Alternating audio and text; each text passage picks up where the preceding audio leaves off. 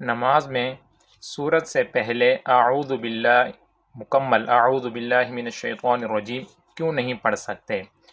اس کا جواب یہ ہے کہ اب اصول یہ ہے کہ سورہ فاتحہ اور سورت کے درمیان کسی اجنبی چیز کا فاصلہ نہ ہونا یہ واجب ہے، لہٰذا اگر کوئی ایسا کلمہ پڑھا کہ جو اجنبی ہو تو اس سے ترک واجب لازم آتا ہے، اس وجہ سے اجنبی کلمہ پڑھنے کی اجازت نہیں ہے۔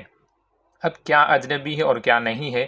جیسے کہ سورہ فاتحہ کمپلیٹ ہونے پر آمین کہا جاتا ہے اور بسم اللہ پڑھی جاتی ہے، تو یہ دونوں اجنبی نہیں ہے۔ وجہ اس کی یہ ہے کہ آمین یہ سورہ فاتحہ کے تابع کہلاتا ہے اور بسم اللہ یہ سورت کے تابع کہلاتا ہے، لہٰذا یہ تو اجنبی نہیں ہے۔ لیکن اعوذ باللہ من الشیطان الرجیم سورت سے جو پہلے پڑھا جاتا ہے یہ اجنبی ہے، اس کا یہاں پر محل نہیں ہے۔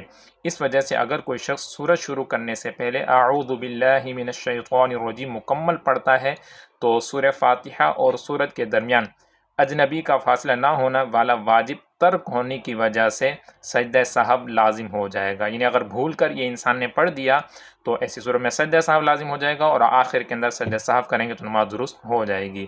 لیکن اگر کوئی شخص جان بوجھ کر پڑھتا ہے تو پھر ایسی صورت میں نماز واجب الاعادہ ہوگی، اس چیز کا خیال کرنا یہ ضروری ہے۔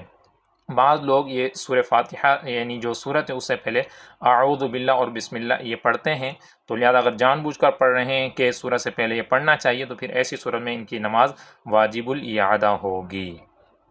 دوسرا سوال ہے کہ سور یا خنزیر کا نام لینے سے وضو ٹوٹ جاتا ہے یا نہیں، اور زبان کتنے دن کے لیے ناپاک ہو جاتی ہے؟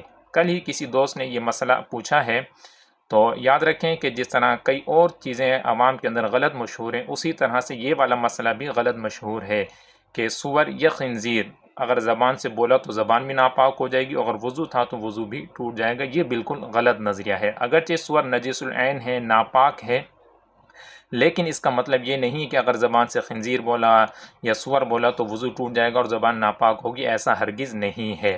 حتیٰ کہ خود قرآن مجید فرقان حمید کے اندر بھی لفظ خنزیر آیا ہے۔